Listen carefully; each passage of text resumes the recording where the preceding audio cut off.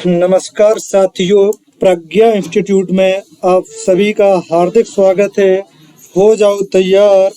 आज की नई आगाज में हिंदी के आपके क्वेश्चन चल रहे हैं, उसी प्रैक्टिस सेट को आगे बढ़ाया गया है। यह क्वेश्चन आपके UP PET, police, SI, MP SI, Rajasthan SI, Bihar SI, REET, TET, super TET, C TET सभी के लिए बेहद इम्पोर्टेंट है। जो लोग चैनल पर नए आए हुए हैं वह चैनल को कृपया लाइक करें, शेयर करें और सब्सक्राइब करें। जो लोग चैनल पर नए आए हुए हैं वह चैनल को लाइक करें, शेयर करें और सब्सक्राइब करें। सभी प्रश्न आपके लिए बेहद इम्पोर्टेंट होंगे, ठीक है। प्रश्न कहीं ना कहीं परीक्षा में आए हुए होंगे, छांट कर प्रश्न आपके लिए रखे गए हैं। आप लोग बहुत अच्छी मेहनत कर रहे हैं। इसी प्रकार अगर चैनल पर मेहनत करते रहे। कुछ लोगों की डिमांड है सर जी साहित्य पढ़ा दीजिए, तो अति शीघ्र ही आपको साहित्य पढ़ाया जाएगा। और अति शीघ्र ही कुछ लोगों की डिमांड चल रही है जीएस को लेकर, तो अभी समय नहीं मिल पा रहा है, लेकिन 15 तारीख के बाद आपको जीएस की प्रैक्टिस ही शुरू करवाई जाएगी, ठीक है। लेकिन चैनल को आप ज़्यादा से ज़्यादा लाइक करें, शेयर करें और सब्सक्राइब करें, जिससे आपको और आपके मित्रों को, सभी लोगों को फ़ायदा हो सके। साथ साथ में जब आपको फ़ायदा होगा तो सीधी सी बात है आपके गुरुजी को भी फ़ायदा होगा, ठीक है। चलते बिना समय गंवाए हुए एकदम नई से शुरुआत करते हैं आज के प्रश्न की। पहला क्वेश्चन है, हिंदी के लिए पहला ज्ञानपीठ पुरस्कार किसे दिया गया। क्वेश्चन क्या लिखा है, हिंदी के लिए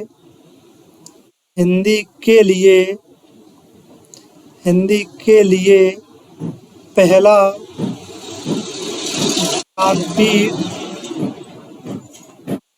ज्ञानपीठ पुरस्कार किसे प्रदान किया गया है। हिंदी के लिए पहला ज्ञानपीठ पुरस्कार किसे प्रदान किया गया है। हिंदी के लिए पहला ज्ञानपीठ पुरस्कार किसे प्रदान किया गया है, तो रामधारी सिंह दिनकर, और इनकी पुस्तक है उर्वशी।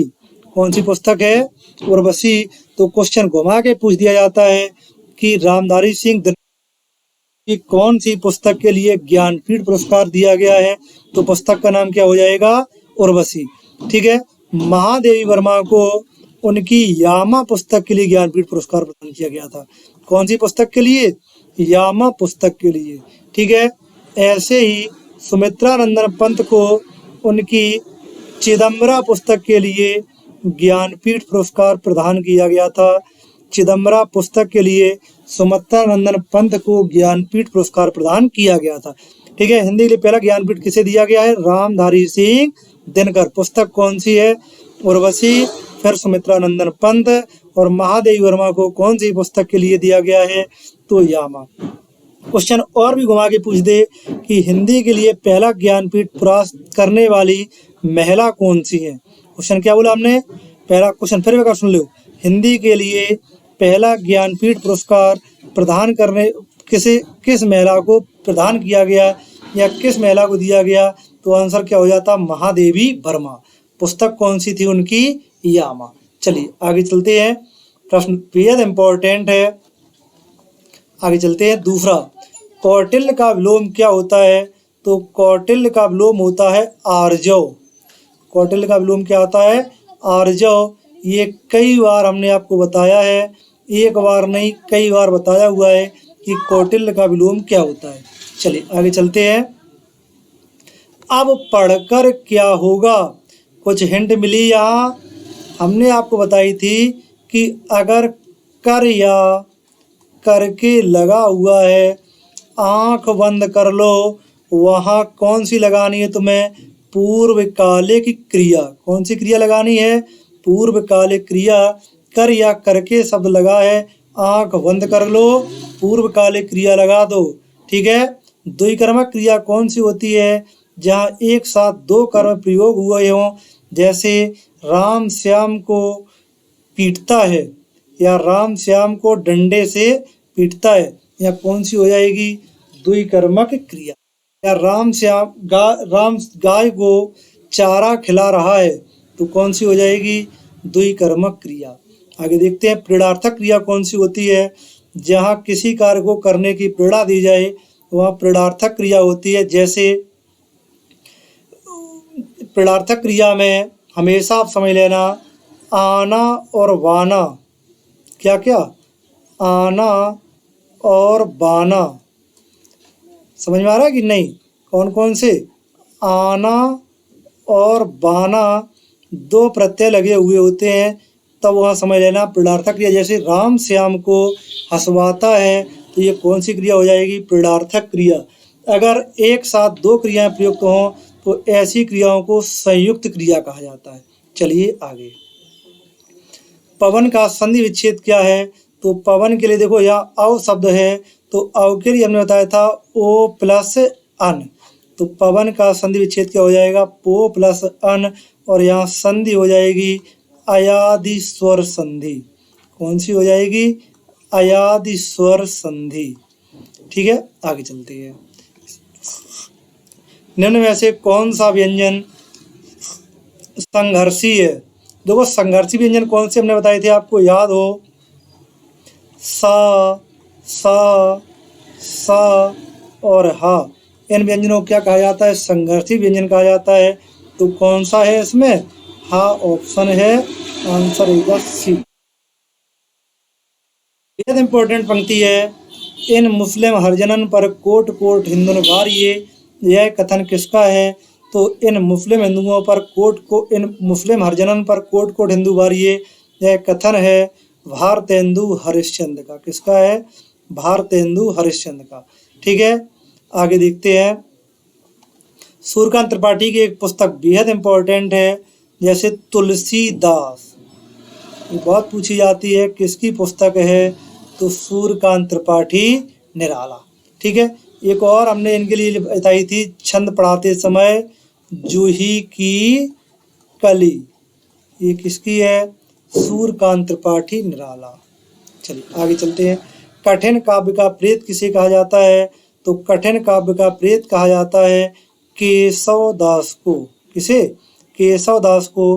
क्वेश्चन हम पूछ रहे हैं अब, कठिन गद्य का प्रेत किसे कहा जाता है।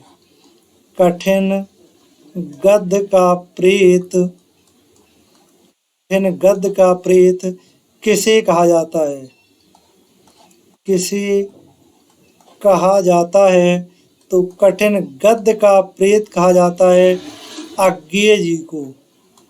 किसे कहा जाता है, अज्ञेय जी को, सच्चिदानंद हीरानंद वात्सायन अज्ञेय। आगे चलते हैं।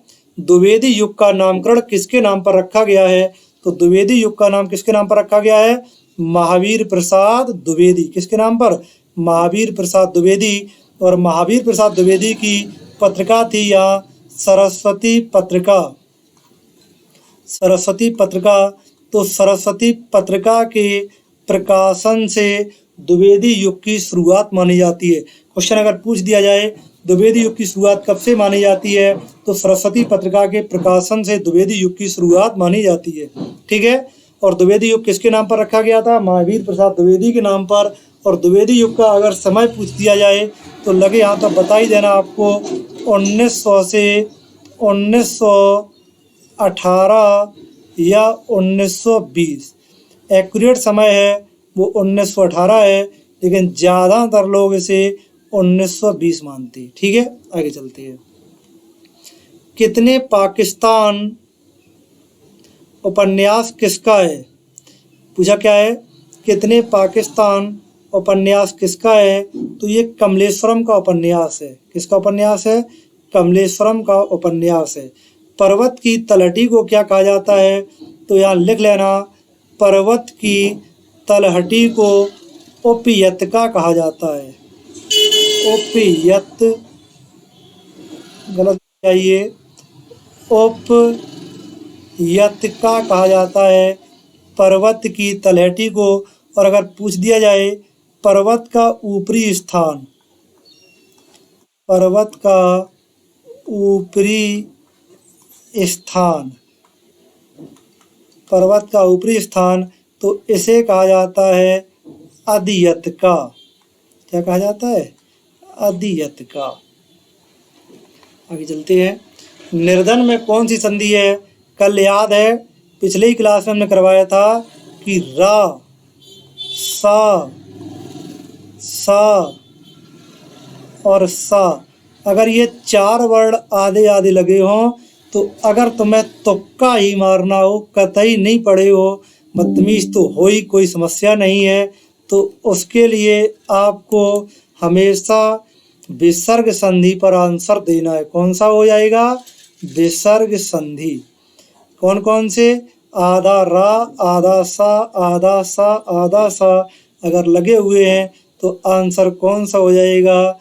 विसर्ग संधि। संधि विच्छेद क्या हो जाएगा इसका? नी प्लस धन। आगे चलते हैं। अथवा व्याकरण की दृष्टि से क्या है? तो अथवा संधि है नहीं, उपसर्ग है नहीं, अन्वय है नहीं, तो क्या हो गया? अव्यय।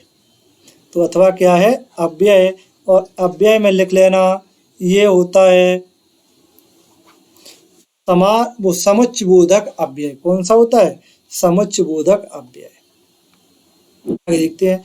शब्द निर्माण की दृष्टि से एक धातु के कितने भेद होते हैं? तो ये पोर्शन हमने आपको ही बताया नहीं है। तो शब्द निर्माण की दृष्टि से धातु के 2 भेद होते हैं। कितने भेद होते हैं? 2 भेद होते हैं, एक कृत भेद और एक तदित भेद। ठीक है, कृत भेद से निर्मित शब्द को कृदंत कहा जाता है और तदित भेद से निर्मित शब्द को तदितांत कहा जाता है। चलिए चलते रहते हैं। प्रश्न सभी इंपॉर्टेंट है। अगर ये प्रश्न आपने कभी पहले पढ़ा हो तो बता देना, लेकिन ये हम बता रहे हैं, आपका क्वेश्चन पीसीएल का आया हुआ है। ठीक है, मैं खाना खा चुका था। याद है कुछ तरीका कि अगर चुका था, चुकी थी, चुके थे हो, या था, ई थी, ये थे हो, तो वहाँ कौन सा बताया था हमने? पूर्ण भूतकाल। कौन सा हो जाएगा? पूर्ण भूतकाल। आगे देखते हैं। वर्तनी की दृष्टि से शुद्ध कौन सा है? तो प्रतिनिधि। प्रतिनिधि। हमें ए और सी ऑप्शन दोनों एक ही लग रहे हैं, तो ए और सी दोनों सही है। चलिए आगे चलते हैं। सही वर्तनी बताइए। तो अंतर्निहित। देखो ता के बाद रा कहाँ आ रहा है? अंतर्निहित, ऑप्शन नंबर सी। इसकी संधि विच्छेद होती है अंतः प्लस निहित। तो क्या हो जाएगा? आधार आप पीछे पहुंच जाएगा, ना के ऊपर, तो शब्द हो जाएगा अंतर्निहित। आगे देखते हैं। तन्मय। देखो आधा ना है कि नहीं? तो जब आधा ना है तो संधि विच्छेद क्या हो जाएगी? तत् प्लस मय। ऐसा पंचम वर्ण के पहले अगर आधा पंचम वर्ण हो तो उसे पहले में तोड़ दो, तो ना किस में टूट जाएगा? ता में। तो जब एक और इधर व्यंजन, तो संधि कौन सी हो जाएगी? व्यंजन संधि। चलिए आगे चलते हैं। इत्यादि में कौन सी संधि है? देखो इत्यादि में कौन सी संधि है? या के बाद या के पहले आधा वर्ण है कि नहीं? जब या के पहले आधा वर्ण हो तो वहीं से संधि का विच्छेद करते हैं, जल्दी एकदम संधि का विच्छेद। और या किस में टूट जाता है? ई में। तो संधि क्या हो जाती है? इति प्लस आदि, ऑप्शन नंबर ए। और बता दो, इति प्लस आदि तो हो गई। ई के बाद जब कोई असमान स्वर आता है तो ऐसी कंडीशन में संधि हो जाती है यड़ स्वर संधि। कौन सी हो जाती है? यड़ स्वर संधि। आगे चलते हैं। पूछा है रामायण में कौन सी संधि है? क्या पूछा है? रामायण में कौन सी संधि है? कौन सी संधि है? देखो रामायण में कौन सी संधि है? राम प्लस अयन, या कौन संधि हो जाएगी? दीर्घ स्वर संधि। ठीक है, दीर्घ स्वर संधि। क्वेश्चन बड़ा मजेदार है। वह अगले साल आएगा में कारक चिन्ह पूछा गया है। ऐसा कोई व्यक्ति है जो इसमें कारक चिन्ह बता दे। ये प्रश्न कई बार पूछा हुआ है और लगभग प्रत्येक क्लास में हमने इसे करवाया है। कोई भी हो, जो इसका कारक चिन्ह बता दे। हो जाओ अलर्ट। क्वेश्चन है मजेदार। बोलिए, कारक चिन्ह बताने वाला है कोई? चलिए, नहीं है। देखो, यहाँ कारक चिन्ह का लोप होता है और होता है वो है अगले साल पर आएगा। तो मैं और पर किसमें होते हैं? अधिकरण कारक। तो ऑप्शन का करेक्ट आंसर कौन सा ऑप्शन हो जाएगा? सी इज द करेक्ट आंसर। आगे देखते हैं। माता जी को, अब आप बोलो, माता जी को आशीर्वाद दोगे कि प्रणाम करोगे कि शुभाकांक्षा दोगे कि स्नेह? तो माता जी को प्रणाम किया जाता है। माता जी को क्या किया जाता है? प्रणाम किया जाता है। Option number C is the correct answer. आशीर्वाद शब्द की वर्तनी देख लेना, ये गलत लिखी हुई है। पेपर में ऐसे ही बच्चे देख लेते हैं, कहते सर जी उस किताब में आशीर्वाद लिखा था। आशीर्वाद वर्तनी एकदम कैसी है? सही है। चलते हैं। विशेष और समझ लो, जब कहीं आधा रा पीछे उच्चारित होता हो तो जो वर्ण उसके पीछे हो हमेशा उसी पर जाएगा। स्वच्छ का पर्यायवाची शब्द क्या है? देखो, पंकिल का मतलब होता है कीचड़। तो स्वच्छ और कीचड़ आपस में कैसे हैं? विरोधी है। तो विरोधी उसने पूछा नहीं है। पूछा क्या है? पर्याय। नीरज, जल के पर्यायवाची में जा लगाओ, किसका हो जाएगा? कमल का। नीरद, जल के पर्यायवाची में दा लगाओ, किसका हो जाएगा? बादल का। तो कौन सा रह गया? स्वच्छ का मतलब क्या होता है? निर्मल। ठीक है, और निर्मल में संधि हो जाएगी निमल। तो विसर्ग संधि। आगे चलते हैं। प्रश्न एक एक करके देखते रहो। द्विज का अनेकार्थी शब्द कौन सा नहीं है? देखो, द्विज ब्राह्मण को कहा जाता है। देखो, जिनका द्वि का मतलब होता है दो बार, और जा का मतलब होता है जन्म। तो जिसका जन्म दो बार होता है उसे द्विज कहा जाता है। द्वि ये समझ में नहीं आ रहा है, फिर यहाँ देख लो, ऐसा द्विज लिखा जाता है। द्वि प्लस जा। द्वि का मतलब दोबारा, जा का मतलब जन्म हो। जिसका जन्म दोबारा हो उसे कहा जाता है द्विज। ठीक है। देखो, ब्राह्मण को द्विज कहा जाता है क्योंकि यज्ञोपवीत संस्कार के बाद ब्राह्मण का जन्म दोबारा माना जाता है। दांत को द्विज कहा जाता है क्योंकि दांत दो बार जमते हैं। पक्षी को द्विज कहा जाता है, पक्षी का दो बार जन्म होता है, पहले अंडे से और फिर अंडे के बाहर। तो पक्षी को भी द्विज कहा जाता है। विदेह को द्विज नहीं कहा जाता। ऐसे ही चंद्रमा को द्विज और कहा जाता है। किसे? चंद्रमा। चंद्रमा भी दो भागों में निकलता है, या कह दिया जाए कि दो प्रकार से निकलता है। तो चंद्रमा को भी द्विज कहा जाता है, लेकिन विदेह शब्द को द्विज नहीं कहा जाता है। तो option number D is the correct answer. आगे देखते हैं। निम्न में से तद्भव शब्द का चयन करो। मतलब तद्भव शब्द आपको हटा के देना है और तत्सम रहने। देखो, पहचान के लिए कुछ तरीके बताए थे आपको, अगर याद हो। अगर अंक की बिंदी लगी हो तत्सम शब्द होगा। ठीक है। श्रावना हो तत्सम शब्द होगा। आधा वर्ण हो तो तत्सम शब्द होगा, और आधा वर्ण इसमें और इसमें है।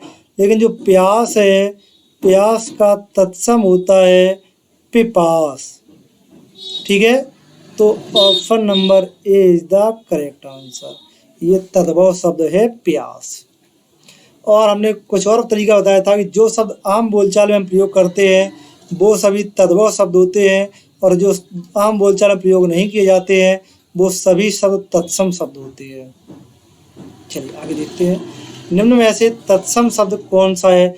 इसमें क्या बताना है आपको? तत्सम शब्द। तो देखो, तत्सम तीखा तद्भव शब्द है। तीखा का तत्सम क्या होता है? तीक्ष्ण। अटारी हमने पहले ही शब्द लिखवाया था। अटारी का क्या होता है? अट्टालिका। देखो, बात कुछ याद आ रही है कि नहीं? हमने क्या कहा था? परीक्षा में तत्सम तद्भव पूछने का उसने क्रेज बदल दिया है। अब वो 3 तत्सम देगा, 1 तद्भव देगा। दोनों में यही कंडीशन है, वो किसी एक शब्द का तत्सम नहीं पूछता। ऐसे देखो, गहरा, गहरा का क्या हो जाता है? गर्त। तो कौन सा रह गया? निकृष्ट। ये पहले से ही तत्सम शब्द है। चलिए आगे चलते हैं। हिंदी का पहला उपन्यास कौन सा है? तो हिंदी का पहला उपन्यास है परीक्षा गुरु। कौन सा है? परीक्षा गुरु। परीक्षा गुरु के लेखक लिख लेना। परीक्षा गुरु के लेखक हैं लाला, यहाँ लिखे दे रहे हम परीक्षा गुरु। परीक्षा गुरु लेखक हैं लाला श्रीनिवास दास। लाला श्रीनिवास दास। परीक्षा गुरु लाला श्रीनिवास दास। ठीक है। गवन, गवन के लेखक हैं गवन गोदान। ये कौन है? मुंशी प्रेमचंद। तितली, तितली के लेखक हैं कंकाल तितली इरावती जयशंकर प्रसाद। और विशेष समझ लेना, तितली जयशंकर प्रसाद का अधूरा उपन्यास है। ठीक है। क्वेश्चन कई बार पूछा गया है जयशंकर प्रसाद का कौन सा उपन्यास अधूरा है? तो तितली उपन्यास अधूरा है।